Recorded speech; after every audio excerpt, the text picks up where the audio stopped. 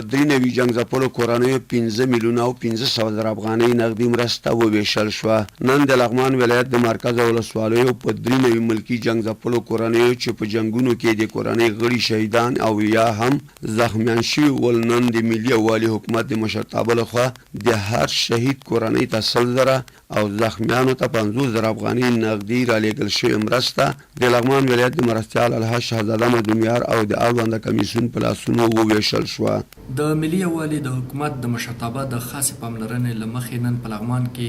د 19 شهیدانو او 80 زخمیانو کورنیو ته چې د مخالفینو د جنګونو له امله